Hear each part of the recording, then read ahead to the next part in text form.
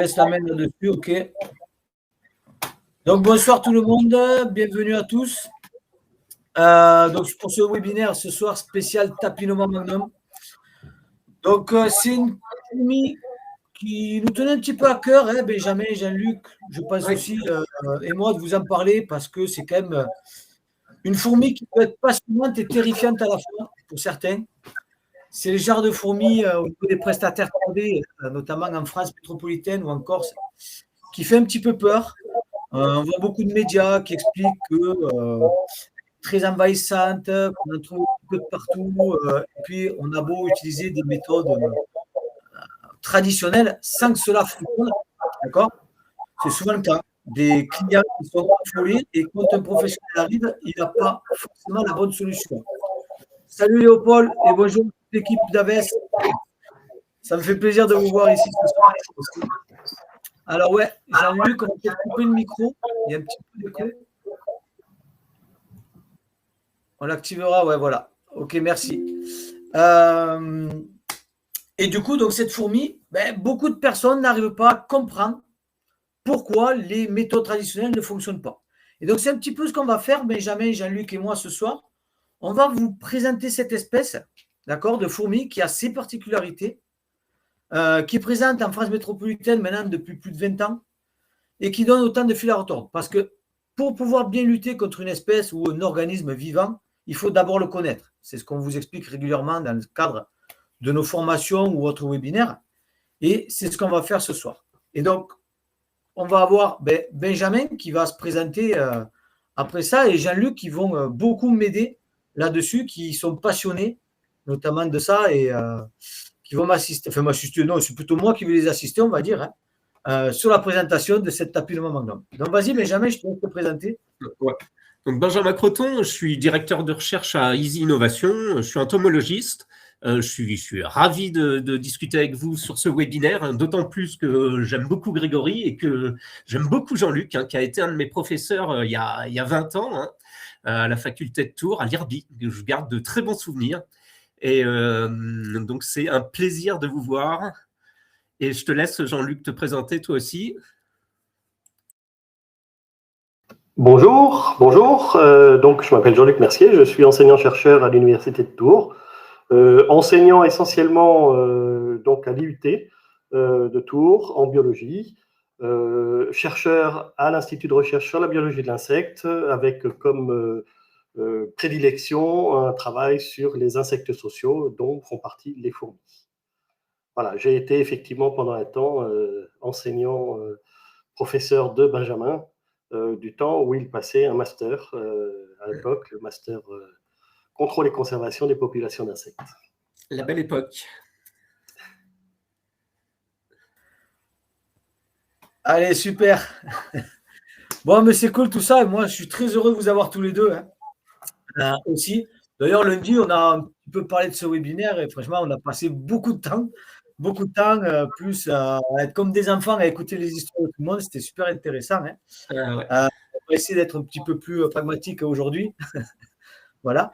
Donc moi, après, quand même, Greg ou Grégory, pour ceux qui ne me connaissent pas, moi, je suis dans le monde de la 3D vraiment par hasard. Je n'ai pas fait des études et tout ça pour arriver là. Je n'ai jamais su ce que je voulais faire dans la vie. Puis, en 2018, je suis tombé là-dedans. Et c'est un métier, travailler sur du vivant, qui m'a rapidement passionné. Et donc, forcément, il m'a fallu apprendre beaucoup de choses et j'apprends tous les jours. Je pense que ce soir, je vais encore apprendre des choses d'ailleurs. Super cool.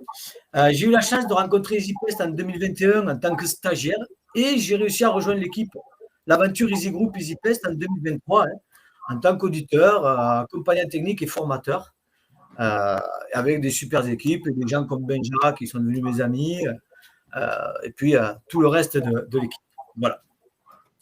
Donc, pour ce faire, ce soir, pour ce webinaire spécial Tapinoma Magnum, on va préparer 3 chapitres. Donc, je vais vous présenter un petit peu les origines et la présence de Tapinoma Magnum officiellement dans les grandes lignes. Benjamin vous parlera de la biologie de cette espèce-là. Et Jean-Luc, avec toutes ses connaissances, nous parlera du comportement de Tapinoma Magnum. Et ensuite, en fin de webinaire, on laissera du temps pour toutes les questions que vous avez. et tout ça. Alors, Marie-Laure, si elle n'entend pas, Nico, je pense que c'est pas normal. J'espère que tout le monde nous entend normalement. Voilà, donc si tout le monde entend, ok, super. Donc, ça vient peut-être de chez elle. Alors, pour les origines. Bon, déjà, il faut comprendre les fourmis en règle générale. Hein. Donc, les fourmis, qu'est-ce que c'est? Ce sont des hyménoptères sociaux. Les hyménoptères, vous avez peut-être déjà entendu ce mot. C'est une famille, c'est le mot scientifique qui va expliquer une catégorie d'insectes comme les abeilles et les guêpes. Hein. Mais surtout, on va dire que c'est sociaux. Ça veut dire que les fourmis vont vivre en colonie organisée. Chacun au sein de la colonie va avoir un rôle bien distinct. Et ce sont des insectes qui sont capables de communiquer d'une très belle manière. C'est très important de comprendre la Tapinoma magnum là-dessus, parce que non seulement c'est une espèce sociale, mais très organisée. Bien plus que d'autres fourmis même. On va dire que dans le monde, il existe plus de 16 000 espèces de fourmis connues. Chaque espèce a ses caractéristiques. On peut parler de fourmis qui sont toutes petites, 1 mm, des fourmis géantes qui vont faire 3 cm. On va parler de fourmis charpentières, de fourmis nomades, de fourmis parasites, bref, tout un tas de choses. Ce qu'il y a de sûr, c'est que sur 16 000 espèces, Tapinoma magnum fait partie d'une espèce parmi tout ce nombre-là. Et elle est différente, que ce soit d'un point de vue morphologique, biologique et même d'une manière comportementale. C'est un petit peu ça sur quoi on va s'appuyer. On va essayer d'expliquer les particularités de Tapinoma magnum aujourd'hui. Parfois, on va se dire, bon, mais si je traite ma Tapinoma de telle façon, je vais y arriver. Ah, alors ça serait fabuleux. Mais en réalité, ce n'est pas comme ça que ça fonctionne. C'est à nous de nous adapter à une espèce sur laquelle on va lutter, on va travailler pour pouvoir être le plus efficace possible. Il n'y a pas de produit miracle. Sans ça, si on travaille un petit peu à la volée, ce qui risque de se passer, c'est qu'au lieu de régler un problème, on risque de l'amplifier. D'accord? Alors, cette espèce de fourmi, la Tapinoma magnum, hein, elle a été pour la première fois définie scientifiquement en 1861, à Pise, en Italie. On est loin des fourmis qu'on dit envahissantes, qui viennent d'Amérique du Sud, d'Afrique ou quoi, pour la France. Ça fait plus de 160 ans qu'on l'a définie, cette fourmi. Et puis on a dit, bon, mais voilà, il y a cette fourmi qui existe, et puis voilà. On va dire qu'elle a vécu pendant des centaines d'années, voire plus, hein, tranquillement autour du bassin méditerranéen, sans nous poser trop de soucis. Mais à partir du moment de 1861, où on a porté un œil un petit peu plus observateur sur cette fourmi, c'est que forcément, elle commençait à nous causer quelques petits soucis. Vous voyez sur la loupe, sur cette image, ça nous donne exactement l'endroit où elle est d'origine, c'est-à-dire le bassin méditerranéen. C'est là que la Tapinoma magnum est originaire. L'Afrique du Nord, avec l'Algérie, la Tunisie, la Libye, l'Italie, Sardaigne, Sicile, etc. Le bassin égéen, la Grèce, la Turquie et même les îles Baléares. C'est des zones assez spécifiques. Le bassin méditerranéen, c'est une zone chaude et qu'on considère souvent comme méditerranéen, avec son climat bien particulier. C'est un habitat naturel où Tapinoma magnum s'est développé très tranquillement. C'est ce qu'on appelle son aire de répartition native. C'est l'endroit où elle est originaire, où elle a fait sa vie pendant des centaines, voire des milliers d'années. Aujourd'hui, elle s'est un petit peu plus développée. Depuis 1961, vous voyez, elle a colonisé toute la France. Elle est montée aussi un petit peu en Allemagne, Belgique, Pays-Bas, hein, et ça continue. C'est une croissance, certes, lente, mais exponentielle. Donc, vous voyez, cette fourmi dont on parle, elle ne s'est pas dit, bon, mais moi, je vais rester tranquillement au bord de la mer Méditerranée, au Transat, tranquille, à profiter. Non, elle avance. Elle avance pas mal. Comment elle avance? Mais grâce à toute l'évolution aujourd'hui de l'être humain, notamment la mondialisation, le réchauffement climatique. Hein. Donc, ça va être quoi? Tout ce qui est transports commerciaux, les déménagements, les voyages humains, le tourisme. Les plantes ornementales, hein, souvent, sont un moyen de déplacement des fourmis. L'aviation, le transport routier, réchauffement climatique, hein, pour tout dire, hein, et l'urbanisation, qui va avoir son petit point d'importance. L'urbanisation, notamment sur Tapinoma magnum, d'ailleurs. Hein. Donc, cette fourmi, on comprend qu'elle est capable de s'adapter, même de résister au froid. Elle est capable de résister, de vivre jusqu'à des températures de 6 degrés. Elle va rester active comme ça. Donc, non, par rapport à son histoire, aujourd'hui, on la voit survivre et se développer dans des zones qu'elle n'était pas censée coloniser. C'est ce qu'on appelle une invasion anthropique, qui va être causée par l'humain et même accélérée par l'être humain. Donc, ça confirme bien que ce n'est pas une fourmi qu'on peut traiter comme une autre. Elle s'adapte, elle survit et elle se développe dans la complexité. Donc, on ne va pas se dire aujourd'hui quand est-ce qu'elle va arriver, où est-ce qu'elle va arriver, mais surtout, quand elle va arriver, comment je peux me préparer pour protéger mes clients ou autre chose. D'accord? Donc là, aujourd'hui, on en est là. Il faut savoir aussi qu'elle était, au niveau de la France, très présente en Corse, depuis les années 1970. D'accord? Bon, alors en Corse, c'est-à-dire un petit peu plus de 50 ans, c'était avant Internet, avant les réseaux sociaux, avant qu'on ait une prise de conscience massive sur les espèces invasives. En tout cas, elle était déjà là. Et puis, qu'est-ce qu'on s'était dit? C'est bon, c'est des fourmis. Dans les années 70, 80, 90, ok, elle est en Corse, elle est sur une île, c'est assez facile de travailler là-bas, elle ne nous embête pas trop là-bas. Hein. Maintenant, les autorités corses, elles parlent de l'ennemi public numéro 1, quand elles parlent de Tapinoma magnum. C'est ce qu'on écrit souvent dans les médias. Chaque année, on a au moins un article en Corse qui va dire ça. Hein. Ça veut dire que pendant 40 ans, cette fourmi, elle était là, tranquillement, de 1970 à 2010 à peu près. Hein. Elle faisait sa vie, elle s'est développée. Et puis, d'un coup, il s'est passé quelque chose, c'est qu'elle a été de plus en plus imposante. Ces fourmis, elles ont commencé à créer beaucoup de soucis. Elle a commencé à envahir les maisons, les cultures, les infrastructures. Et là, les gens, ils ont commencé à se dire, ah ouais, elle fait plus rigoler cette fourmi, elle commence à nous poser pas mal de soucis.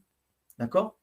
Et puis même, en 2004, elle a passé un petit peu le barrage de la mer Méditerranée, va-t-on dire. Elle est arrivée en France métropolitaine. Alors, initialement, on l'aurait aperçue dans le sud méditerranéen, plutôt l'Hérault, le Var, hein, où elle passait un petit peu inaperçue parce que souvent elle a été confondue avec une espèce locale, hein, la Tapinoma nigerimum. Hein. Mais en gros, ce qu'on peut dire, c'est que 2004, c'est un petit peu là où le loup est entré dans la bergerie sans que personne ne s'en rende compte. Hein. Je parle pour la France métropolitaine. Je vois qu'on me demande au Portugal, mais je parle vraiment au niveau France métropolitaine. Hein. En 2008, 4 ans plus tard, elle a été trouvée sur la banlieue bordelaise. Donc, elle a fait en 4 ans pas mal de centaines de kilomètres pour arriver à Bordeaux, qui était un endroit assez stratégique, avec un climat doux, une zone urbaine, beaucoup d'échanges. Hein, voilà. Puis, en faisant un saut dans le temps, on arrive en 2017, où là, elle a colonisé un petit peu les Pyrénées-Atlantiques et saturé tout le sud-ouest.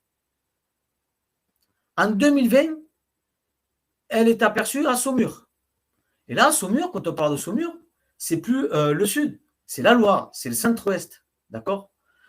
Donc, en arrivant ici, dans le centre-ouest, justement, hein, au niveau de la Loire, c'est qu'elle nous prouve qu'elle était capable de remonter vers le nord beaucoup, très rapidement, d'accord, hein, et elle est capable de s'adapter à des climats qui sont moins cléments que ce qu'on peut dire en Méditerranée. D'accord? Puis en 2023, on trouve une super colonie à Strasbourg. Donc là, on est carrément dans l'Est, hein, dans l'hiver continental. Pour moi, vous l'entendez avec mon accent, hein, pour moi, c'est le froid là-haut, hein, Strasbourg. D'accord? Donc, théoriquement, c'est une fourmi méditerranéenne qui n'est pas censée s'adapter là-bas. Et elle a bien réussi. Elle y a même formé une super colonie. Ce n'est pas quelques petits nids dans une jarre, dans une serre ou des choses comme ça. C'est carrément une ville qui se situe sous la ville. Donc, c'est vraiment une preuve pour dire que Tapinoma magnum, elle n'a pas forcément de limite, qu'elle est capable de s'adapter très rapidement. Que si elle a réussi à se développer et à tenir à Strasbourg, elle est capable aussi de faire ça à Paris, à Lille, à Lyon et bien plus haut en Europe, dans le Nord. Donc en 20 ans, elle a conquis un petit peu le sud-ouest, le centre et l'est. Voilà. Et comment faire sur une fourmi dont les méthodes traditionnelles, le petit bégon qu'on va acheter pas très cher, là, hein, fonctionne pas, pour protéger nos cultures, nos habitats, parfois même le confort de certaines personnes, hein, ben, il va déjà falloir comprendre cette fourmi pour essayer de trouver des méthodes adaptées. D'accord? Et c'est là où je vais laisser la main à Benja, qui va nous parler un petit peu de la biologie de cette espèce. Ouais, merci, et dans Greg. également, hein, on parle surtout des points clés qui ont un peu marqué marqué un petit peu sa présence, hein, où on a eu une forte présence, mais vous en avez à Dole, proche de Dijon, il y a plusieurs endroits en France aujourd'hui où elle est présente. Hein. On n'a pas que des petits ronds. Hein. Voilà. C'est clair, ouais. Ah, elle est clairement invasive, hein, ça, il n'y a pas de doute, hein, ça, c'est certain. Et comme tu disais tout à l'heure, Greg, hein, ouais, moi j'aime bien ce dicton-là, c'est-à-dire connais ton ennemi pour mieux le combattre. Hein, et chez cette bête-là, c'est intéressant de bien connaître. Et de la connaître, on peut la connaître par son comportement et sa biologie. Hein. Jean-Luc qui vous parlera de son comportement, mais la biologie, ça donne déjà une bonne idée de pourquoi elle est invasive. Hein. Alors, il y a un critère, on peut l'identifier sur le terrain, disons pas parfaitement, hein, c'est toujours difficile, vaut mieux des outils génétiques, mais il y a certains critères qui sont assez typiques de cette bête-là. Déjà, elle n'a pas d'aiguillon. Elle ne fait pas de piqûre. Alors, si vous faites piquer, c'est que ce n'est pas une tapinoma. Hein. Bon, elle n'injecte pas de venin, même si elle a un venin, mais elle n'a pas d'aiguillon, c'est certain. Elle fait des morsures. Bon, les morsures, c'est pas dramatique. Hein. Moi, pour avoir testé, c'est pas, ça chatouille un petit peu, mais bon, c'est pas très agréable, mais c'est pas vraiment méchant. Bon, après, on rapporte quand même des lésions. Hein. Ça arrivait chez des personnes handicapées ou des vieilles personnes qui, à force de se faire mordre, ils ont des œdèmes, des plaques, des ouvertures. Enfin bon, c'est pas inoffensif quand même non plus. Comme petit critère pour l'identifier, il y a la couleur aussi. Hein. Là, il n'y a rien de fantaisiste hein, chez cette fourmi-là. Elle est toute noire, hein, un beau noir brillant. Hein. Alors, si on a des bons yeux, on peut voir des reflets gris à cause des poils. Et si on a encore de meilleurs yeux, on arrive à voir une légère décoloration au niveau des pattes. Mais bon, c'est uniformément, on va dire uniformément noir. Le critère qui est par contre assez typique, on va dire des tapinomas, hein, pas forcément de tapinoma magnum, mais des tapinomas, c'est cette odeur de beurre rance quand on l'écrase. Hein. Quand on écrase les ouvrières, il y a une odeur assez caractéristique. Hein. Bon, alors moi, personnellement, je suis complètement anosmique. Alors, l'odeur, je l'ai jamais vu, jamais senti. Mais pour en avoir à ramener chez moi, par contre, mes chats, ils sont super excités hein, par ces fourmis-là. Hein. Bon, ça ne veut pas dire qu'il faut amener des chats sur le terrain. Hein, ça, faites pas ça, ça ne sert à rien. Mais mes chats, ils réagissent fortement. Donc, s'il y a cette odeur, cette couleur noire, des fourmilières très étendues, hein, c'est souvent des fourmilières qui sont sur une grande surface, hein, des individus qui sont très rapides, hein, c'est assez caractéristique aussi, je pense, hein, c'est très actif, très rapide, et qui présente un polymorphisme. Hein. Donc, le polymorphisme, hein, c'est les variations de taille, on va dire, chez les ouvrières, hein, donc qui sont entre 2 et 5 mm pour cette fourmi. Là, sur cette slide, on voit un peu la différence hein, de polymorphisme, de taille, hein, qui peut quasiment doubler hein, au niveau de la tête, de la taille en général hein, de cette bête-là, de cette fourmi.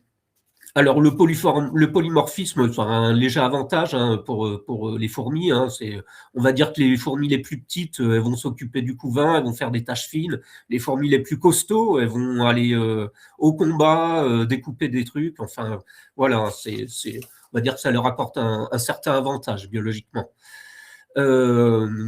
Contrairement, par exemple, aux fourmis du jardin qui, elles, sont uniformément de la même taille, on va dire. Hein. Chez Tapinoma, on voit quand même bien cette différence de taille. Dernière petite caractéristique qui peut être liée au Tapinoma, c'est aussi ces longs chemins, là, comme vous pouvez le voir sur la photo, de ces petites autoroutes de fourmis. Hein. Bon, il y en a beaucoup d'autres qui font ça, mais bon, chez Tapinoma, comme il y en a beaucoup, on le voit très bien, ouais. Alors, pour ce qui est du développement, rien de fabuleux. Hein, comme si vous connaissez un peu les fourmis, c'est, on va dire, typique, hein, avec des cycles qui sont en gros séparés de 15 jours, d'œuf à larve, qui est complètement différente. Hein, vous voyez, hein, c'est des insectes qui ont des hétérométaboles, hein, donc qui ont des transformations complètes, on va dire, entre la larve et l'adulte. Hein. Donc, en gros, 15 jours entre les différents grands stades, hein, entre œuf, larve, nymphe et puis adulte, imago, avec un temps de développement, qu'on va dire, de 8 semaines hein, d'œuf à adulte. Donc, il va avoir évidemment des reines qui vont être produites et aussi des ouvrières, hein, les ouvrières qui vont nourrir et laver les œufs, hein, c'est leur job. Alors, ce qui est intéressant, par contre, pour, on va dire, la super arme, l'arme secrète des Tapinoma, c'est leur cycle de reproduction. Alors là, c'est assez fabuleux parce que quand on parle de fourmis, généralement, ou de fourmilières, on pense souvent à les ouvrières et la reine. On dit la reine parce qu'il n'y a qu'une reine généralement. Mais il y a beaucoup d'espèces, et dont Tapinoma, qui ont une multitude de reines. Les Tapinoma, c'est des polygynes. Donc elles peuvent produire de nombreuses reines. Et dans un seul nid, on peut en avoir énormément. On peut avoir 350, je sais pas, moi je dis ça, ouais, de plus de 100 reines dans un seul nid. Les nids sont très rapprochés, elles ne s'agressent pas entre elles, elles sont sœurs, même si c'est des nids différents, elles ne vont pas aller au combat, contrairement à d'autres espèces qui peuvent combattre pour la nourriture, pour le territoire. Celles-ci, au contraire, elles se tolèrent très bien. Et quand on a un nid avec 350 reines, à côté d'autres nids avec 350 reines, on voit tout de suite que ça peut vite proliférer. Sur des hectares, on peut se retrouver avec des dizaines de milliers de reines. Donc c'est quand même assez dingue. Et tout ça, ça forme un espèce de réseau social et génétique sur des hectares, avec des millions, des vingtaines de millions, on parle des fois sur les super colonies de cette sorte-là d'ouvrières. Et qui ne s'agressent pas. Donc ça, c'est un super avantage évolutif. Alors, les reines, typiquement, elles sont 2 fois plus grandes que les ouvrières. Et la reine, on va dire, d'une fourmi normale, la fourmi noire du jardin, par exemple, elle va pondre pas mal, elle va pondre 200 œufs par jour, on va dire. Les tapinomas sont beaucoup moins productives. Ça va être une petite dizaine d'œufs par jour, on va dire au mieux, au plus bas. Mais quand on commence à parler de milliers de reines dans un seul clade de nid, eh ben, ça fait tout de suite 10 000 œufs par jour. Donc on se rend compte que ça fait un nombre hallucinant d'individus très rapidement. Et puis en plus, au niveau résilience, c'est génial. C'est-à-dire que dans une colonie de fourmis normale avec une seule reine, la reine meurt, c'est fini, vive la reine. Mais là, il y en a 999, des milliers qui peuvent remplacer la reine morte. Donc ça explique un peu cet effet invasif énorme de surpopulation de ces fourmis-là. Quand on est sur le terrain face à elles, on le voit, c'est fou la quantité d'insectes qu'il peut avoir. Alors, les types de reproduction chez Tapinoma, alors il y a des vols nuptiaux, comme typique, mais c'est pas, on va dire, le plus intéressant chez elles. C'est assez discret, on va dire. C'est sur quelques, enfin, ouais, ça permet un essaimage un peu plus loin, mais c'est pas la façon la plus employée, on va dire, par cette espèce pour se déplacer, coloniser de nouveaux moyens. Jean-Luc vous parlera donc de cet autre moyen de reproduction. C'est une sorte de bourgeonnement, de bouturage de la colonie. Donc tout ça, ça explique cette expansion géographique et cet énorme envahissement de ces bêtes-là, cette capacité reproductive quand même assez gigantesque. Alors, la durée de vie par caste de Tapinoma, rien de fabuleux non plus, assez typique aussi, on va dire. Les mâles, ils servent essentiellement à l'accouplement, ça ne vit pas très longtemps, c'est juste du don de sperme, si on peut dire. Les ouvrières, elles, vivent de 6 à 2 ans, ce qui est pas mal, et les reines, qui ont une durée de vie, donc le reine avec un S, vivent, elles, de 2 à 5 ans. Alors, c'est pas le top du top des fourmis au niveau de durée de vie, mais c'est déjà pas mal pour un insecte, quand on considère l'insecte. Alors, et là, on commence un truc qui est assez intéressant, c'est pourquoi aussi elles peuvent être gênantes, ces bêtes-là.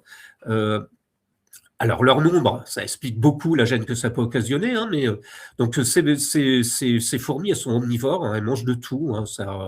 Les grands trucs, ça va être le fourragement, le fourragement habituel des fourmis qui vont récupérer tout ce qui peut traîner, la prédation d'autres insectes, elles vont même découper des petits vertébrés, des petits invertébrés. Jean-Luc me disait qu'il bouffait pas mal d'escargots et de limaces aussi. Donc ça, tout ce qu'il y a sous leur mandibule, généralement, ça peut y passer.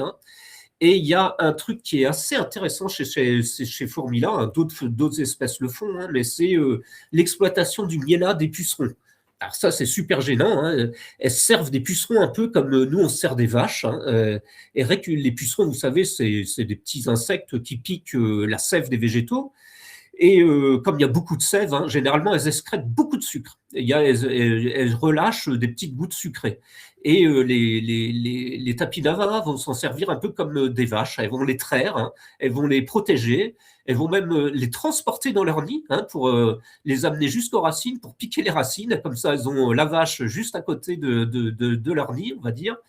Et ça, c'est très embêtant parce que les pucerons, évidemment, ça affaiblit les végétaux dans tout ce qui est arboriculture, c'est une gêne. Bon, en plus, le miellin, c'est jamais bon aussi pour les végétaux. Ça affaiblit tout le monde, sans parler des maladies. Enfin, voilà. Donc, il peut y avoir une baisse du rendement, sans parler de l'attaque directe, on va dire, des fruits sur les arbres. Donc, tous ces petits aspects biologiques, ça explique un peu pourquoi ce développement dingue de cette espèce et pourquoi ça peut être gênant aussi. Et nous allons voir aussi, donc, au niveau du comportement, avec Jean-Luc, pourquoi elle est gênante, cette petite bête très envahissante. Alors, je te remercie, Benjamin. De rien. Donc, je veux bien que tu passes la dia suivante. D'un point de vue comportemental, donc, alors, comportement, mais on regarde un petit peu ce qui est, comment se fait l'organisation de cette espèce-là, d'un point de vue de la structure sociale notamment, et de l'organisation de ses colonies. Alors, comme on vous le disait, la densité des populations, elle est énorme, vous avez bien compris pourquoi. Au passage, le développement larvaire, c'est un développement holométabole et non pas hétérométabole, c'est-à-dire qu'on a une phase larvaire, une phase nymphale imaginale, et ensuite un stade adulte définitif. Le développement hétérométabole, c'est pour les termites, avec des mues nymphales, des mues successives au cours du développement larvaire. Donc c'est un développement très différent des termites. La densité des populations est importante en raison de la quantité de sexués qui sont présents. Je rappelle aussi que les sexués sont ailés normalement. Donc les femelles, les mâles sont ailés. C'est ce qu'on appelle donc les essaimages en vol. Les fourmis ailées, ce ne sont pas des espèces particulières de fourmis, mais au contraire, juste les sexués d'une espèce, quelle que soit l'espèce considérée. L'organisation au sein de la colonie est très variable, en fait. Elle peut être liée au polymorphisme que l'on peut observer, alors qui est un polymorphisme continu. Continu, ça veut dire qu'on a des grosses ouvrières, des moyennes, des petites, etc., de manière assez régulière. Alors que le polymorphisme discontinu va amener à la différenciation de sous-castes particulières, comme les castes de soldats, donc très différenciés avec des grosses têtes, etc. Et puis des médias et des minors. Et ces minors peuvent participer notamment au nettoyage du nid, à l'exploration, à l'activité. Ce n'est pas le cas chez les tapinomas. Les tapinomas ont un polymorphisme continu. Alors, ces tapinomas sont... Enfin, le polymorphisme chez ces tapinomas, en fait, varie selon l'espèce. Quand on vous a parlé de Tapinoma magnum, présente en gros depuis un bon moment autour de la Méditerranée, en fait, elle n'était pas connue sous le nom de Tapinoma magnum. Jean-Luc, oui. Est-ce que tu peux juste parler un petit peu plus fort, s'il te plaît? Pardon, oui. Ouais, bien que m'entendre, si ça ne te dérange pas. Je vais monter un petit peu le son au cas de mon micro. Du coup, hop. Est-ce que vous m'entendez mieux là? C'est un peu mieux, ouais. Moi, j'entends mieux. J'espère que dans le chat, là, tout le monde, ça va. Donc, il y a des gens qui ont un peu de mal. Mais OK. Ouais, OK. Allez, c'est bon. Donc, oui, donc Tapinoma magnum existe autour de la Méditerranée depuis un bout de temps, mais n'était pas connue sous le nom de Tapinoma magnum. Elle faisait partie d'un groupe, c'était Tapinoma nigerimum, qui était présent sur tout le pourtour de la Méditerranée. J'ai vu une question qui est passée, à savoir, est-ce qu'il y a du Tapinoma en Portugal? En fait, les Tapinomas du Portugal et du sud de l'Espagne ne s'appellent pas Tapinoma magnum, mais Tapinoma ibericum. Elles étaient identifiées jusqu'en 2017 comme des Tapinoma nigerimum. Et en fait, le groupe nigerimum, le complexe nigerimum, est en fait est constitué en fait de 4 espèces différentes. L'espèce nigerimum présente dans le sud de la Méditerranée, donc toute la côte africaine. L'espèce ibericum qui est présente sur le sud de la péninsule ibérique. L'espèce Tapinoma darioi qui est présente surtout sur le sud-ouest méditerranéen français et la Catalogne. et l'espèce Magnum, qui, elle, était présente évidemment en Italie, c'était bien l'espèce Magnum en Italie, et elle était présente aussi dans le sud de la France, hein, le sud-est de la France. Voilà un petit peu l'organisation des zones natives. Alors évidemment, au sein de la colonie, il y a une certaine hiérarchie qui s'installe, avec des ouvrières qui vont effectivement se spécialiser dans le soin au couvain, d'autres qui vont faire un petit peu le nettoyage, le ménage, si je puis dire, dans la colonie, hein, maintenir la propreté au niveau de la colonie. Après, on va avoir un stade, éventuellement, avec des ouvrières qui vont être plutôt dans la défense de la colonie, donc juste en périphérie de cette colonie. Et enfin, on va avoir les ouvrières les plus âgées qui, elles, vont s'organiser pour aller récolter de la nourriture et bien sûr alimenter comme ceci la colonie. C'est ce qu'on appelle du polyétisme, hein, polyétisme d'âge, donc un changement de comportement en fonction de l'âge de l'individu, non pas en fonction de la caste a priori. Donc ça permet de diviser le travail au sein de la colonie. Hein. C'est une véritable division du travail qui est dynamique, puisqu'on a en gros 40 à 60% des individus qui, au sein de la colonie elle-même, sont inactifs. Inactifs, c'est-à-dire qu'ils sont au repos, ils ne bougent pas, ils ne participent pas à grand-chose. Mais par contre, ils vont servir de poule.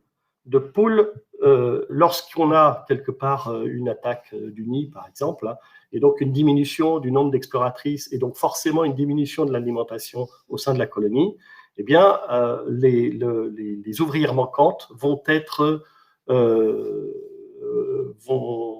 en fait, le fait que ces ouvrières soient manquantes va générer quelque part une mise en action du pool d'ouvrières qui, elles, ne faisaient pas grand-chose. Et donc, elles vont être amenées à remplacer, comme ceci, les ouvrières qui manquent au fur et à mesure et qui meurent au fur et à mesure. C'est ce qu'on appelle donc un travail dynamique, hein, donc une adaptation de la colonie aux différentes conditions qu'elle peut rencontrer. L'important aussi dans cette colonie-là, dans ces colonies, c'est qu'on a une tolérance donc internie. Donc ce qu'on appelle intercoloniale, c'est en fait la même colonie et on appelle ça des supercolonies. Voilà pourquoi on appelle ça aussi des espèces invasives. Les espèces invasives ont trois critères particuliers, hein, répondent à trois critères particuliers, qui sont d'une part la polygynie, donc multiples reines, telles que vous en ont parlé Benjamin et Grégory. Hein, je veux bien la dia suivante, s'il te plaît. Je crois que c'est la suite. Voilà. Et puis, on a la structuration du nid lui-même. Ce n'est pas un seul nid tel qu'on a une espèce classique, mais tout un tas de nids suivants qui sont connectés les uns aux autres par des véritables autoroutes. Alors, ces autoroutes sont réalisées à partir de pistes. Hein, donc, les ouvrières suivent des pistes chimiques déposées au sol. Ça leur permet de se déplacer d'un nid à l'autre, de déplacer le couvain d'un nid à l'autre, et bien sûr de mélanger tout ça. Et donc, il y a une proximité génétique entre les différentes ouvrières, même si elles sont issues de gènes différentes. Donc le nid lui-même est adapté avec une profondeur en gros entre 1 mètre et 1 mètre 50, hein, donc c'est pas vraiment très très profond. C'est un milieu qui est généralement très comment dire, donc substrat varié mais très drainé surtout, donc présence d'humidité possible, mais en revanche pas de stagnation d'eau évidemment. Donc on a quelque part un milieu drainé comme le sable, comme les graviers, c'est propice à l'installation de tapinomas. La difficulté aussi de ces colonies, c'est que lorsqu'on les dérange à un moment donné, parce qu'on traite une partie, eh bien, elles vont avoir tendance à se déplacer assez rapidement et à coloniser d'autres endroits. Donc, finalement, on a l'impression d'avoir gagné une zone, de l'avoir débarrassé des fourmis, mais en fait, c'est non seulement le traitement qui a fait ça, mais aussi les fourmis elles-mêmes qui se déplacent et qui vont adapter leur comportement et leur exploration à d'autres endroits qui sont moins dérangés. Donc, on a une mobilité des nids extrêmement importante. Next slide, s'il te plaît. Donc, la capacité de cette espèce, en tant qu'espèce invasive, c'est qu'elle a des stratégies de dispersion extrêmement importantes, liées notamment à l'activité humaine. hein, donc très proche de l'activité humaine.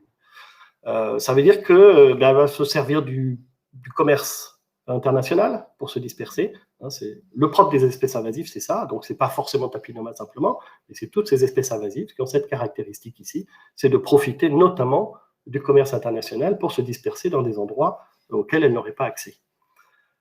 Les capacités de vol sont limitées dans la mesure où les essaimages ne sont pas extrêmement nombreux, même s'ils existent. Elles ne se déplacent pas forcément très très loin, ce n'est pas leur mode de dispersion favorisé.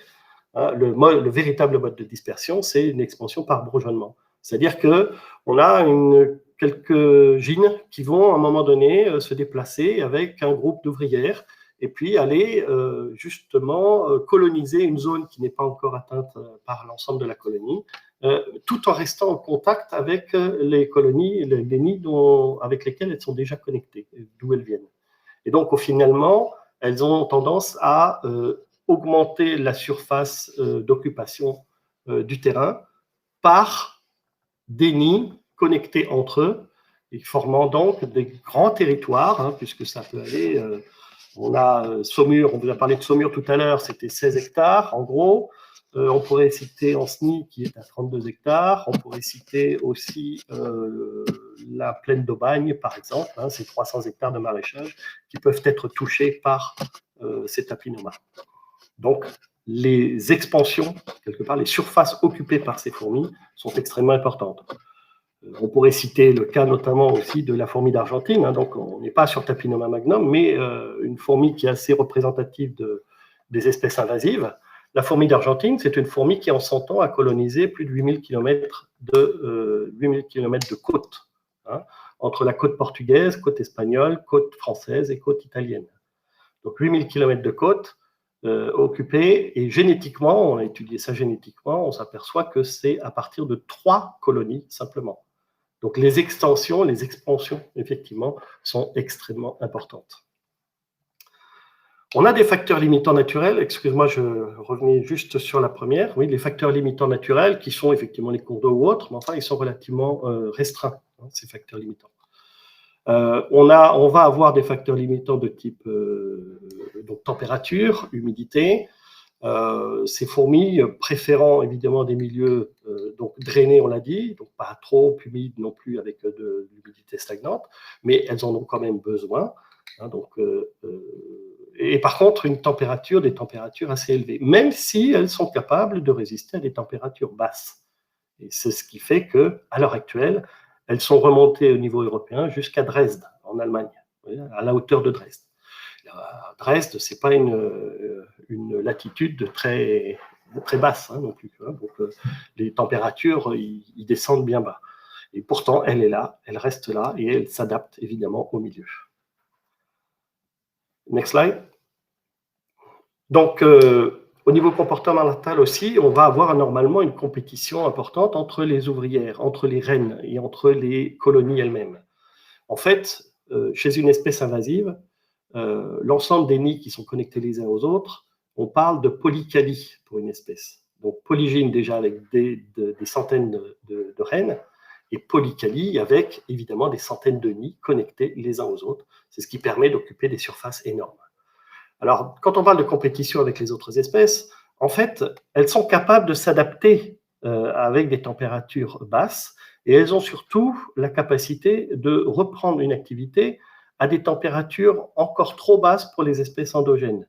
Donc, les espèces sur place, alors celles qui vivent sur le terrain, ces espèces classiques, sont encore inactives lorsque Tapinoma, elle, rentre en activité hein, donc en fin d'hiver.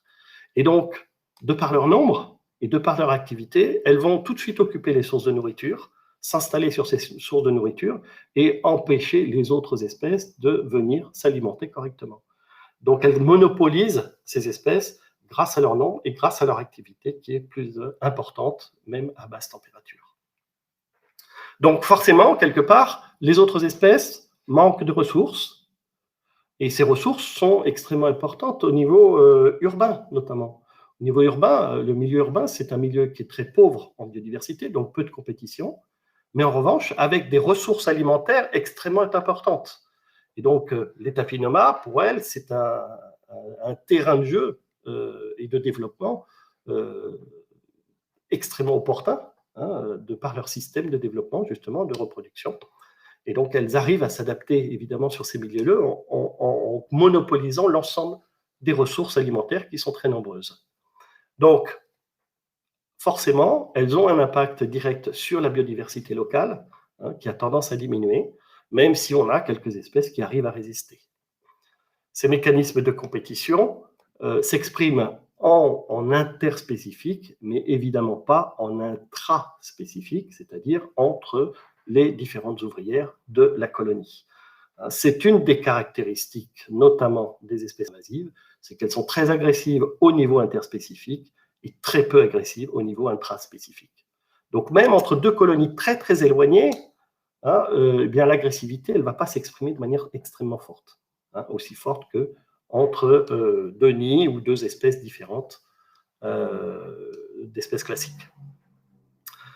Donc on a un effet important par la monopolisation des ressources d'une part, sur les espèces invasives, sur les espèces locales, et puis on a un effet important aussi sur les écosystèmes eux-mêmes, puisque globalement, elles vont avoir aussi un impact direct sur les proies susceptibles de convenir aux autres espèces. Les proies, ce sont les autres insectes, hein, non seulement les autres insectes, mais aussi les invertébrés, comme les vers de terre, comme les escargots, etc., qui sont la cible, évidemment, de leur prédation.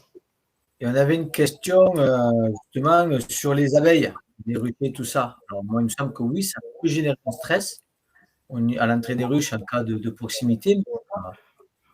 Alors, il y a les fourmis surtout qui s'installent au niveau des ruches et qui embêtent plus particulièrement les ruchers, ne sont pas forcément des tapinomas. Hein.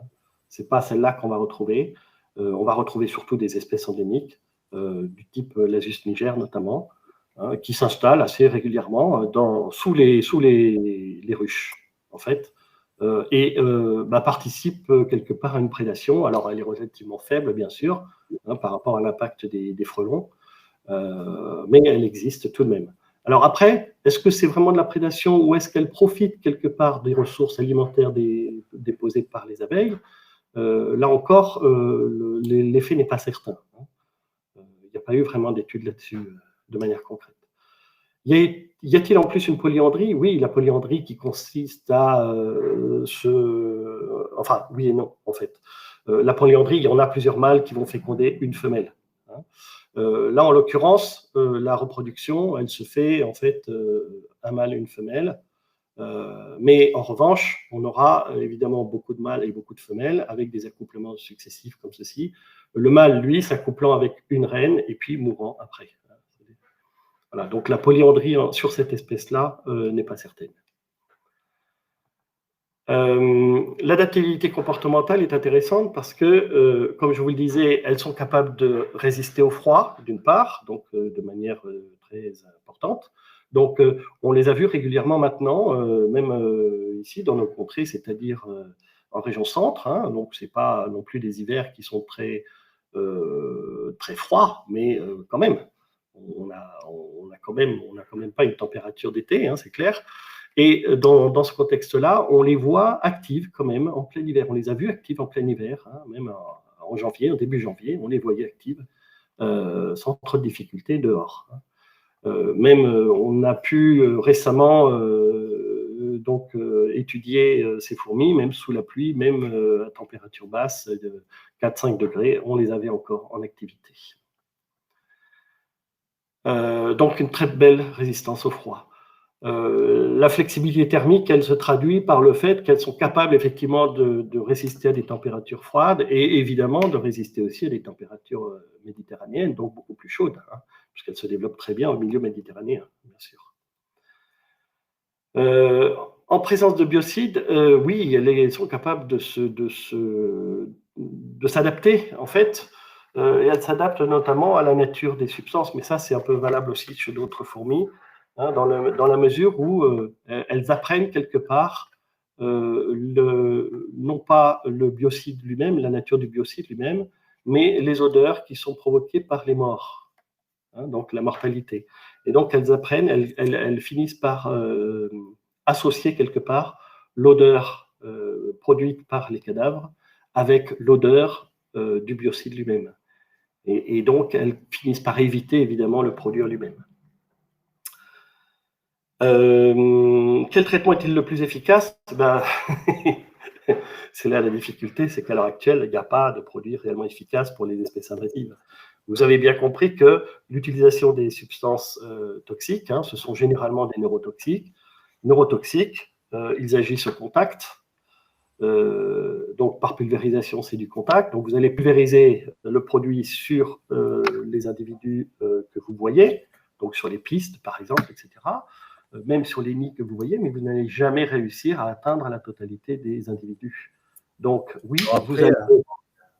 Pardon? On connaît beaucoup de choses qui ne fonctionnent pas, déjà, ça c'est sûr. Oui. Et on en parlera un petit peu en fin de webinaire, si vous le souhaitez, certaines pistes qu'on pourrait avoir, mais voilà, la solution aujourd'hui, elle est encore en recherche et on verra ce qu'on dit, Jean-Luc. Voilà. Alors, le principe des appâts est intéressant, mais là encore, on va traiter une partie de la colonie, ou alors il faudrait une quantité phénoménale de substances pour qu'elles puissent être diffusées au sein de la colonie. Alors, on table un petit peu sur ce comportement particulier des insectes sociaux qui est la trophalaxie. La trophalaxie, c'est le fait de pouvoir échanger la nourriture d'un individu à l'autre. Et la nourriture est transportée de cette manière-là. Donc, une ouvrière récolteuse va emmagasiner la nourriture, donc plus elle est liquide, mieux c'est, parce qu'elle ingère ça dans son jabot, donc son jabot social de manière importante. Et ensuite de ça, lorsqu'elle va rencontrer une autre ouvrière, elle va transmettre la nourriture par cette trophalaxie alimentaire, qui permet au contact, évidemment, avec le contact antennaire et le comportement de sollicitation des ouvrières, eh bien la donneuse, en fait, va relâcher l'ensemble de la nourriture qu'elle a récupérée, relâcher et la régurgiter vers la receveuse. Et la receveuse va faire de même avec les ouvrières jusqu'au couvain et jusqu'à la reine. Donc, si on met évidemment un toxique, un biocide à l'intérieur de la ressource alimentaire, on a toute chance de voir diffuser évidemment cette ressource, ce biocide à l'intérieur de la colonie. Mais évidemment, il faut une quantité assez importante pour arriver évidemment à traiter un petit bout de la colonie. Sauf que, évidemment, vous avez bien compris que ces espèces invasives, elles forment des territoires qui peuvent aller à plusieurs hectares. Et quand vous traitez une zone, c'est de l'ordre de 100 mètres carrés. Voilà, donc 100 mètres carrés sur 1 hectare, sur 2 hectares, sur 3 hectares, c'est 3 fois rien par rapport à l'ensemble de la colonie. Donc, le principe même des traitements qui pourraient être effectués, c'était un traitement collectif, si je puis dire, sur des grandes zones, de manière synchronisée, puisqu'il y a plusieurs riverains, plusieurs propriétaires, plusieurs municipalités, etc. Donc, des propriétaires différents. Et là, dans ce contexte-là, le traitement doit se faire forcément quelque part de manière synchronisée entre les différentes personnes concernées.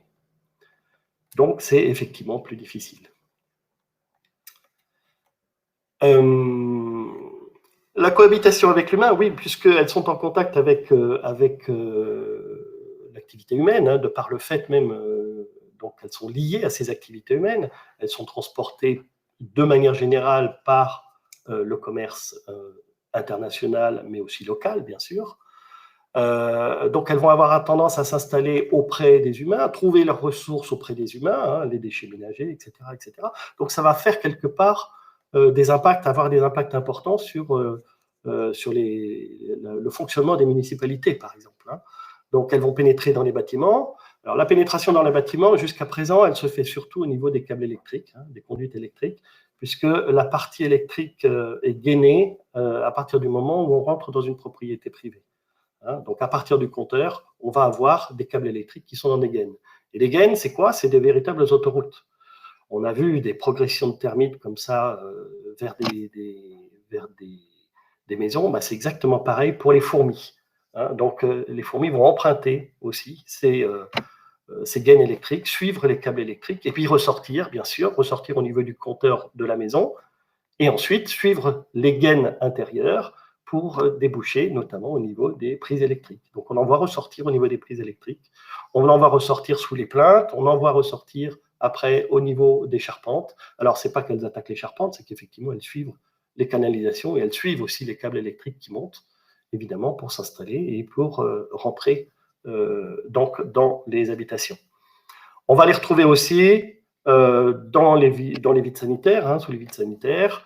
Elles vont faire des dommages aussi, elles peuvent faire des dommages aussi maintenant, notamment à tous les systèmes d'isolation extérieure, donc s'installer dans les isolants, grignoter, donc elles ne s'en nourrissent pas, mais elles grignotent ces isolants, et bien, elles se mettent à l'abri du coup des températures basses. Donc là, elles ont tout bien pour se développer correctement, toute latitude pour se développer à température qu'il lui faut, puisqu'elles sont elles-mêmes isolées par l'isolant extérieur de la maison.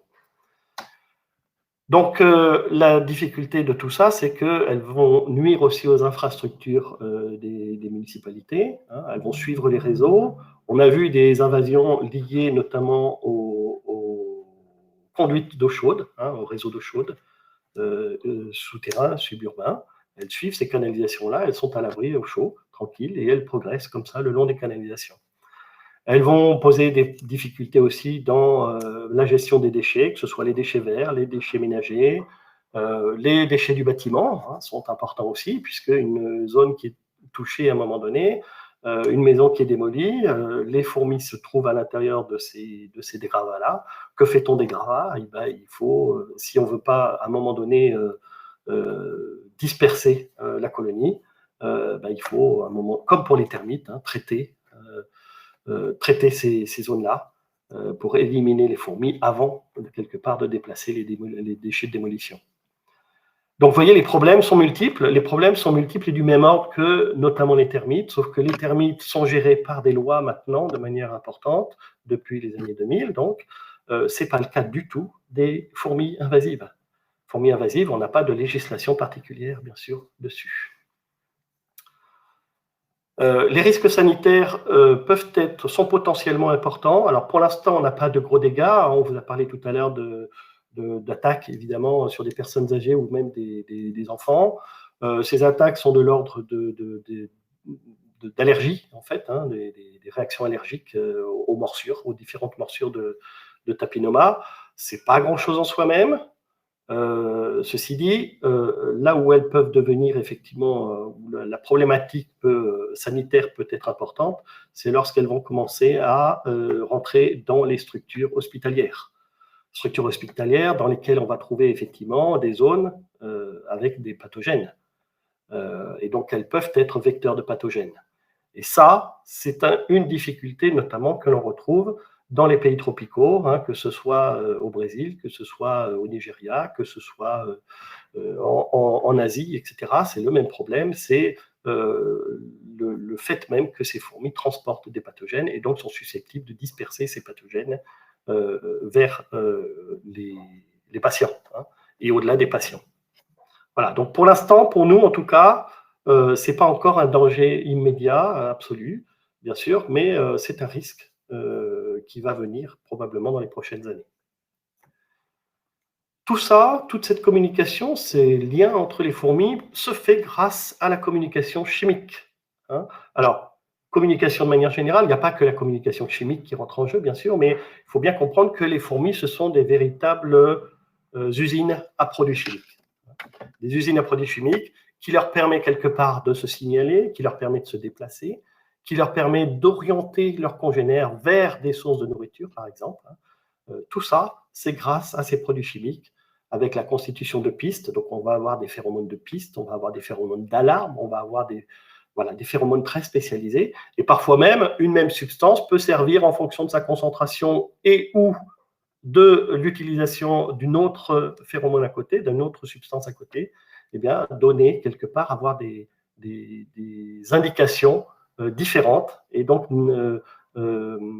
provoquer des comportements complètement différents dans un cas ou dans un autre. Une même substance, si elle est très concentrée, peut servir de phéromone d'alarme, alors que si elle est plus diffuse et déposée en piste, par exemple, en ligne, eh bien, elle va servir de piste uniquement sans provoquer d'alarme et de comportement excessif de la part des ouvrières. Donc, vraiment, on a quelque part une adaptation comportementale aux substances qui sont produites. La communication, elle est multimodale dans la mesure où il n'y a pas que la communication qui rentre en jeu. Hein. On a aussi des mécanismes autres comme la vision, comme le côté tactile, etc., qui rentrent en jeu aussi là-dedans. On a aussi la possibilité pour les fourmis d'avoir des substances antibactériennes qui leur permet aussi, quelque part, de lutter contre des infections particulières, notamment des entomopathogènes, donc des champignons entomopathogènes. Hein. Elles peuvent, dans certains cas, alors pas encore pour le tapinoma, ça n'a pas encore été réalisé, mais certaines espèces, évidemment, ont la possibilité, quelque part, de lutter contre ces infections champignons par l'intermédiaire de substances bactéricides.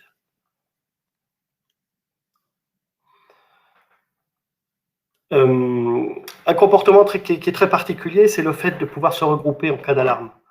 Lorsqu'elles sont excitées, lorsqu'elles sont dans des conditions inadéquates pour elles, elles vont avoir tendance à se regrouper. Donc c'est le cas notamment quand on les collecte, hein, quand on les récolte, elles vont avoir tendance à se mettre en groupe comme ceci, à faire des boules d'ouvrières. Hein. Ça, c'est signe de la cohésion de la société lors d'un événement stressant.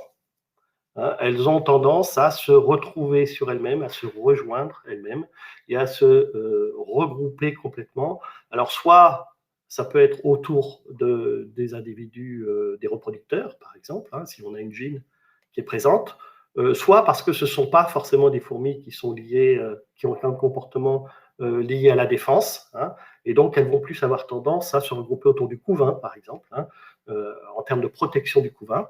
Et puis elles vont s'en occuper, mais de manière très locale. Donc tant qu'elles sont évidemment dans un récipient tel que vous voyez sur la photo, elles ne vont pas se disperser en elles-mêmes, elles vont rester groupées autour du couvain, par exemple.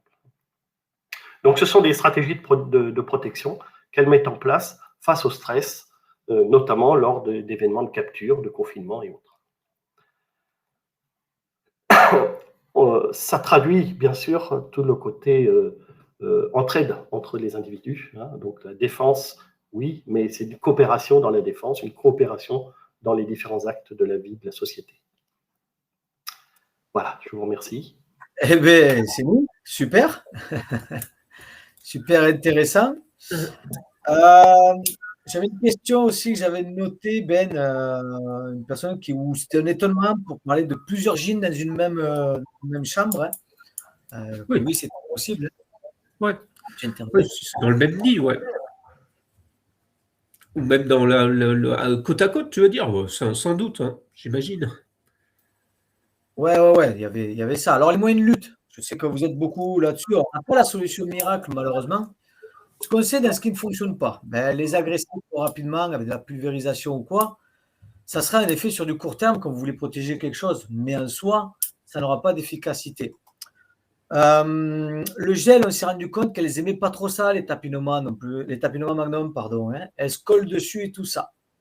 Il semblerait, je dis bien, il semblerait que les appâts, pour avoir une action via la trophallaxie, auraient un intérêt. Les appâts sous forme de granules, par exemple, qui ne sont pas du gel, qui peuvent coller. Peut-être les appâts sous forme liquide aussi. Voilà. Donc là-dessus, ce qu'il y a de sûr, par rapport à ce que disait Jean-Luc, hein, c'est qu'il va falloir forcément avoir beaucoup de moyens, parce qu'une colonie est forcément considérée comme une super colonie. Hein. Donc, il va y avoir beaucoup d'appâts et beaucoup de temps. Voilà. Et il est vrai qu'on commence à avoir un petit peu de chance dans le sens où… attends, je coupe ton micro. Ah ouais, merci. C'est vrai qu'aujourd'hui, les espèces invasives ou on va dire gênantes, envahissantes, invasives, sont un petit peu plus prises en considération aujourd'hui et de plus en plus de budgets sont développés là-dessus. Donc, on va espérer que la recherche avance bien sur ce genre de fourmis. Hein. Aujourd'hui, les seuls trucs qu'on peut vous dire, alors la poudre à frelons, c'est pareil, ça aura quand même un effet assez choc. Hein, et de par tout le comportement que ces fourmis sont capables, ces adaptations comportementales qu'elles sont capables d'effectuer, ça risque de poser quelques soucis. Le micro-encapsulé, c'est pareil. Hein. On va être assez coincé là-dessus. Vraiment, il va falloir une lutte. Jean-Luc, d'ailleurs, comparait souvent avec le termite. mais il va falloir être patient dans la lutte qu'on veut avoir. Si vous arrivez et que vous dites, bon, mais il me faut un truc qui marche en une fois, ça ne va pas fonctionner. Il va falloir faire preuve de patience. La trophallaxie est pour l'instant ce que l'on va utiliser le plus avec des appâts qui sont appétants et attractants pour ces colonies de fourmis. Voilà. Là-dessus, on en est là. Je ne sais pas si quelqu'un veut rajouter quelque chose sur les méthodes de lutte, en gros, sur tout ce qu'on vient de dire.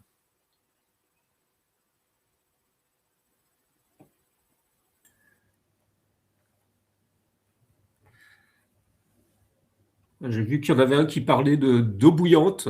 C'est marrant, c'est pas le. Sur le Solenopsis invicta, j'ai un copain qui est en Sicile et qui faisait ça, ouais. Alors après, sur ce que disait Jean-Luc, hein, sur des hectares de nids, je ne sais pas comment on gère ça, hein. En tout cas, c'est pas avec la bouilloire, hein. Faut un appareil spécialisé. Est-ce que l'eau reste bouillante au niveau des rennes qui doivent être, j'imagine, un peu plus profondément dans le nid ou je sais pas. Ça pourrait être intéressant à étudier. Je sais pas si ça a été étudié ce genre de truc. Après, quand tu as une colonie qui est sur des hectares, comment tu vas faire pour pouvoir répartir de l'eau bouillante sur des hectares? Ah ouais. Bah, là, c'est là, tu rentres Donc dans des gros voilà, travaux. et puis le rapport par la poudre ou la pulvérisation insecticide, aujourd'hui, il va y avoir un effet trop rapide. Est-ce qu'on aura le temps d'attendre des centaines de rennes, voire des milliers de rennes qui sont présentes? Je ne pense pas. C'est voilà. Donc aujourd'hui, la solution n'existe pas. Il y avait une question qui demandait un petit peu si agir sur le long terme par de la prévention, par la fourmi, c'est pas si facile que ça. Faire de l'herméticité dans un bâtiment pour de la fourmi, c'est compliqué, hein. Ça se faufile un petit peu partout et c'est capable de se créer des chemins. Donc, il va falloir vraiment agir sur le long terme. La prévention va faire partie, bien sûr, des moyens de lutte. Il va falloir être capable aussi d'intervenir rapidement sur ce genre de fourmis, ne pas trop attendre qu'il y ait une colonie trop importante, bien sûr, hein. Et puis, par du contrôle, par de l'analyse, par de la prévention et par du traitement sur du long terme, on peut arriver à faire une protection, à se protéger de cette fourmi. Jean-Luc, tu voulais parler? Vas-y, je te laisse la main.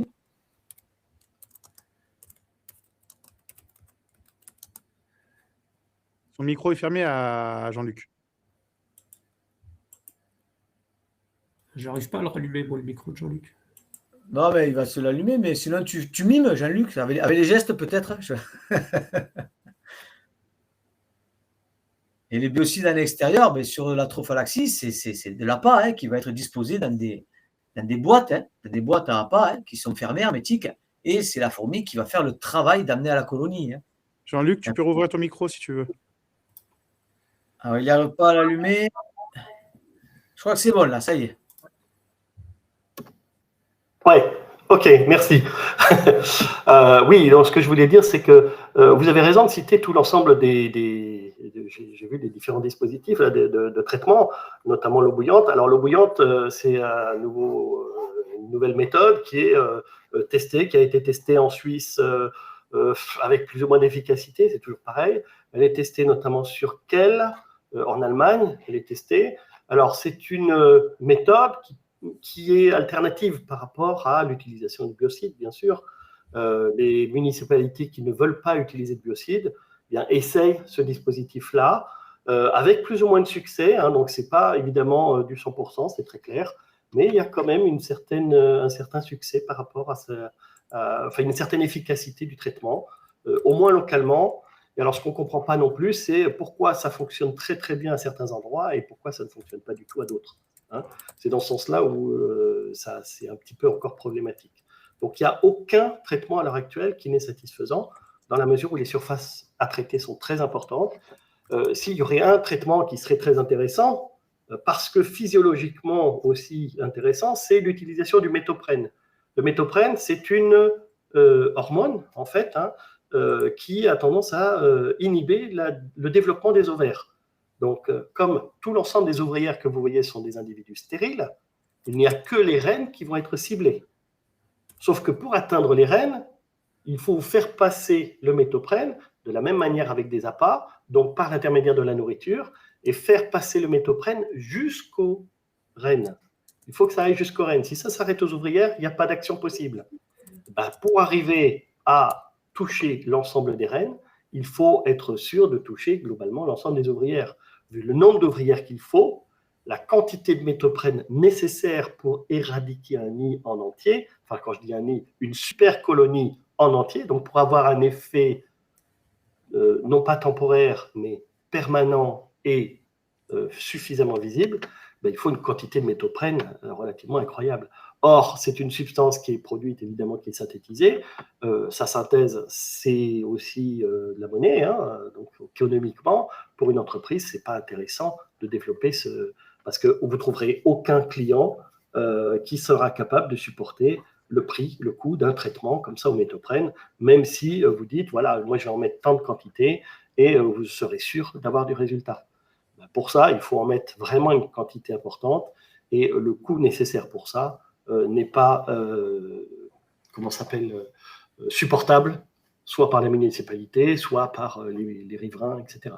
Donc là, on arrive à un point économique, c'est un peu la barrière, quoi. Voilà. Donc, chaque type de traitement peut être en soi-même intéressant. J'ai vu aussi passer la poudre de diatomée. On l'a testé aussi. Alors, la poudre de diatomée est efficace, mais localement, tout comme les pulvérisations, etc.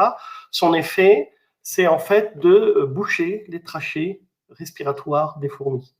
Alors, la poudre de diatomée est active, elle est intéressante lorsqu'elle est sous forme de poudre, donc très très fine. Il y a un problème qui se pose, c'est quand on a l'humidité. Si vous avez de l'humidité, la poudre a tendance à s'agglomérer. Et donc, elle perd son action.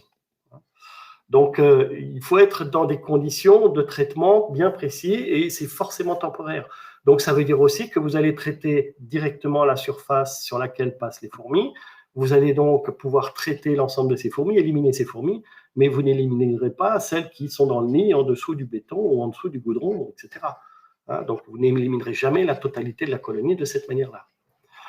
Dans le futur, probablement, la possibilité, ça va être d'utiliser plusieurs types de traitements associés les uns aux autres. Avec l'eau bouillante d'un côté, peut-être, et selon les périodes, et selon donc la saison, des périodes durant lesquelles on va peut-être pouvoir traiter avec de l'eau chaude. Ensuite, on pourrait passer quelque part aux appâts à base de substances de neurotoxiques, et puis changer comme ça régulièrement de méthode, de manière à ce que les fourmis ne s'y adaptent pas. Ça pourrait être concevable. Mais ça nécessite d'être testé, bien sûr, sur place, directement sur des chantiers particuliers, quoi. Les inhibiteurs de mue ne sont pas efficaces. C'est très efficace pour les termites parce que les termites sont justement des hétérométaboles. Et en tant qu'hétérométaboles, ils passent leur vie à muer. À chaque fois que vous avez une mue, l'inhibiteur de la mue va l'empêcher de muer. Et donc, finalement, il va mourir dans sa propre exuvie. Le problème des fourmis, c'est qu'elles sont justement holométaboles. Holométaboles, c'est-à-dire qu'on a des stades larvaires, les petits boudins que vous avez vus, puis une mue imaginale durant laquelle le boudin va se transformer en adulte, au moins de forme adulte, c'est-à-dire avec une tête, un thorax, des pattes, un abdomen, etc.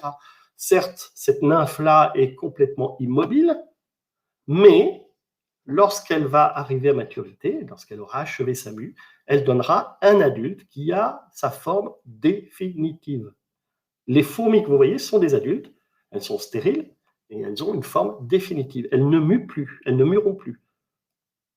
Donc, la seule possibilité serait effectivement de donner un inhibiteur de mue de manière très locale, juste au niveau du nid. Mais l'efficacité va être réduite parce que vous allez fournir un certain nombre de substances, vous allez supprimer le couvain, mais vous aurez toujours les adultes. Pour eux, ça ne leur fera rien.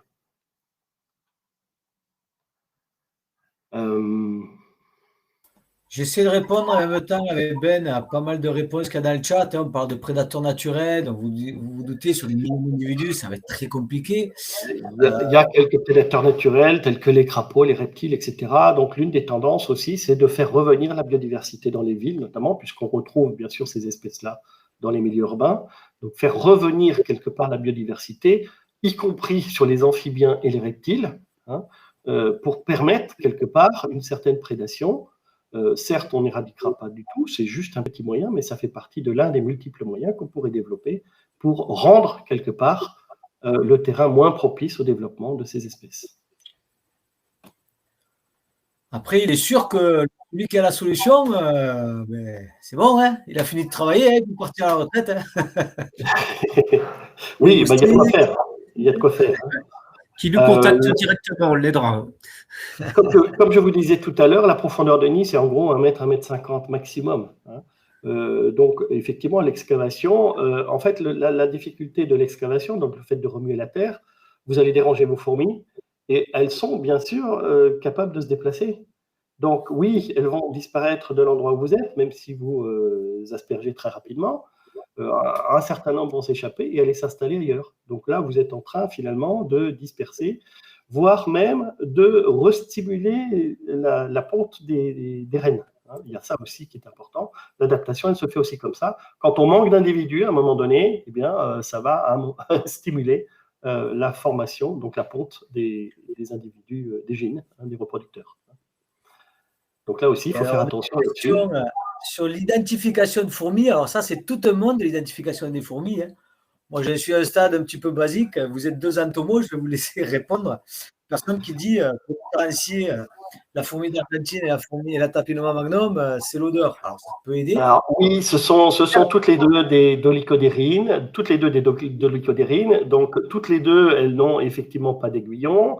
Elles ont simplement, non pas un pore pygidial, un acidopore, ce qu'on appelle un acidopore, une ouverture pygidiale circulaire avec une couronne de soie. Ça, c'est pour les formicines. Les dolichodérines, elles ont à la place une fente, en fait, horizontale, hein, une fente pygidiale horizontale. À partir de laquelle, évidemment, on a beaucoup de substances qui peuvent être produites. On ne peut pas différencier la fourmi d'Argentine de Tapinoma uniquement comme ça. Elles ont à peu près la même taille, même si le polymorphisme de Tapinoma est plus important que celui de l'Inepitema, la fourmi d'Argentine. Donc. Mais globalement, comme ça, à vue d'œil, elles ont un peu la même forme, les mêmes caractéristiques. Vous ne pouvez même pas tabler sur, évidemment, la quantité de fourmis que vous voyez, parce que toutes les deux sont invasives, donc extrêmement populeuses. La seule possibilité, évidemment, d'en être sûr, c'est de prendre une fourmi et puis de l'écraser. Si vous sentez cette odeur rance, vous avez affaire à une Tapinoma. Si vous ne sentez pas l'odeur rance, eh ben, il va falloir être un petit peu plus précis dans la démarche d'identification, bien sûr, en observant ça à l'albino, et puis en observant, effectivement, après, en testant l'aspect chimique et l'aspect génétique de l'espèce. Après, je vois le fipronil ou quoi, c'est pas forcément la matière active va aider, mais c'est aussi la façon dont va être utilisées les matières actives dans les appâts qu'on va mettre aux fourmis, où c'est un peu complexe, c'est la densité de population, la capacité d'adaptation, les ressources alimentaires qu'elles sont capables d'utiliser aussi. C'est un petit peu tout ça la complexité. Hein, il y a beaucoup de choses, hein, il y a beaucoup de paramètres à prendre en compte là-dessus. Oui, tout à fait. J'ai vu aussi passer une question concernant la stérilisation des mâles. Ça pourrait être une voie à creuser avec quand même, alors pour Tapinoma, mais ça c'est pas valable pour l'ensemble des espèces invasives. Wasmania, notamment la petite fourmi de feu qui est présente à l'heure actuelle à Toulon et dans le Var, Wasmania a en fait une reproduction clonale. Donc elle a finalement pas besoin de mâles pour se reproduire. Elle va former des colonies avec des individus qui sont complètement clonés, donc identiques les uns les autres. Hein. Donc ça, c'est un mécanisme particulier lié à cette espèce, pas qu'à cette espèce, mais qui n'est pas développé chez Tapinoma, heureusement. Donc pour Tapinoma, on pourrait éventuellement travailler sur la stérilisation des mâles, sachant que, mine de rien, les essaimages sont quand même très peu nombreux par rapport à l'ensemble de la reproduction qui se fait à l'intérieur du nid, en fait. Hein. Les essaimages, c'est effectivement des individus qui sortent à l'extérieur, des mâles et des femelles qui sortent et qui s'accouplent en vol. Mais la reproduction, elle est liée surtout là, dans le nid, à l'intérieur du nid. Donc les mâles, en eux-mêmes, ils ne volent pas forcément, ils reproduisent directement avec les femelles sur place. Et là, il faut aller les chercher, les mâles. Donc ça ne va pas être facile. c'est pas forcément une espèce très adaptée à ça.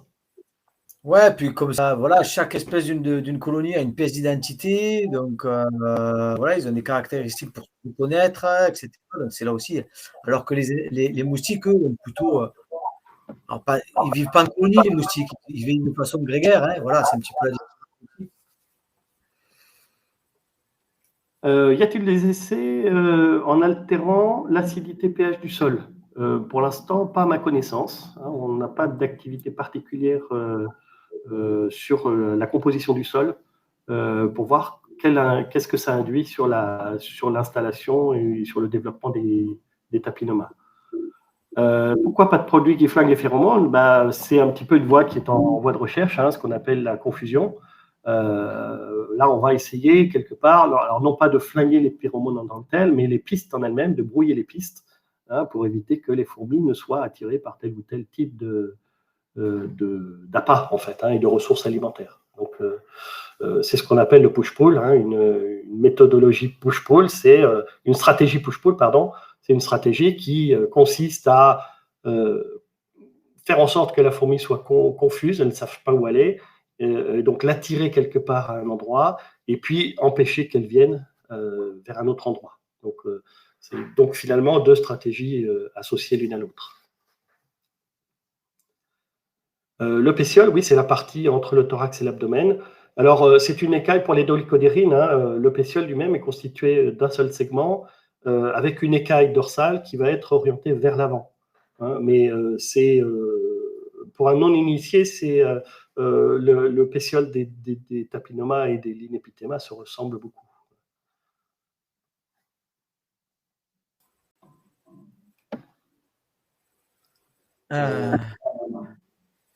L'hydra encore, ça, tout ça.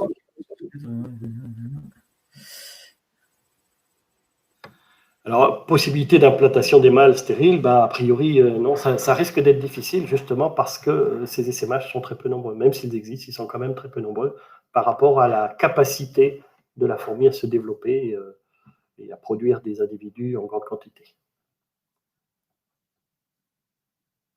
Ouais, donc la seule solution, elle n'aura pas qu'une seule. Federico, ouais. Voilà, donc advienne que pourra. Puis l'échange entre professeurs pourra être aussi intéressant.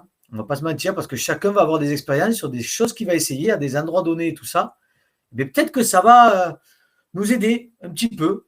Si on arrive à gagner 5% par 5%, mais ça sera toujours intéressant, cet échange. Hein. Voilà. Alors, oui, je ne sais pas si quelqu'un voulait réagir à ce que je viens de dire, pardon.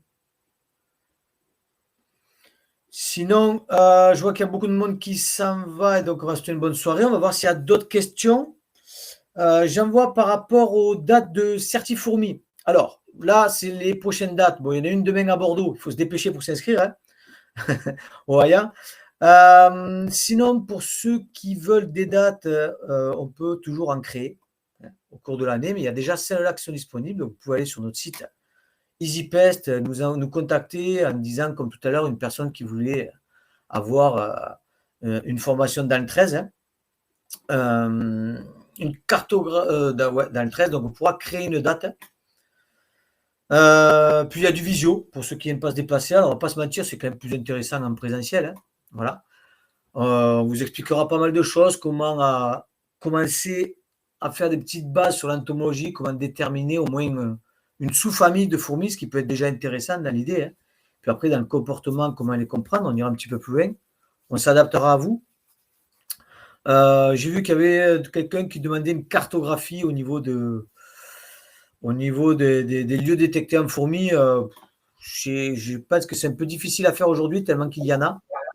On va considérer que la phase entière, considérer par la tapinomas. Vas-y, Jean-Luc, je te laisse. Excuse-moi, je voulais rajouter simplement dans le cadre du projet de recherche que l'on suit à l'heure actuelle au niveau de la région centre et des Pays de Loire.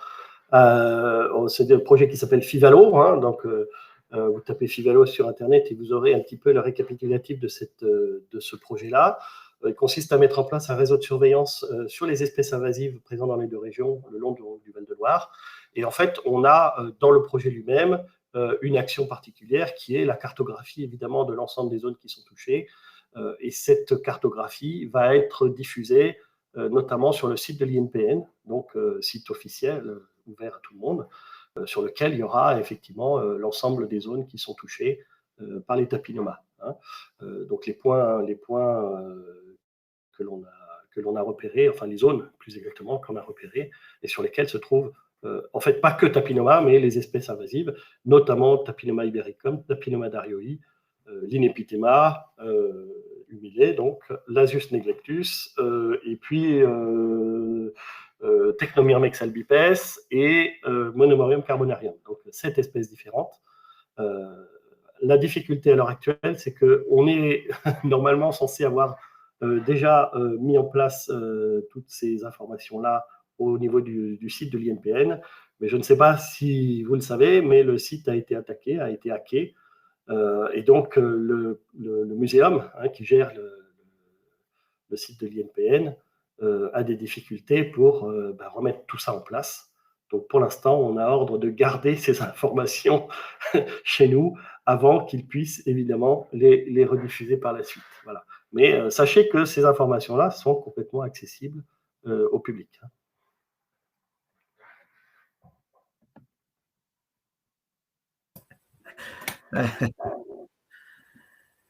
Et oui, par rapport aux attaques, hein, Olivier, c'est ce que disait. Voilà, c'était cool. Ben? Oui, très sympa. C'est toi qui as attaqué le site, l'INPN? Oui, oui, tout à fait. Bon, mais écoutez, merci tout le monde. Merci de l'avoir suivi. Vous êtes nombreux, c'était cool. Il y a eu pas mal de questions et tout ça. Et puis voilà, si on a de l'avancée là-dessus, avec plaisir, on continuera à communiquer. Je ne sais pas la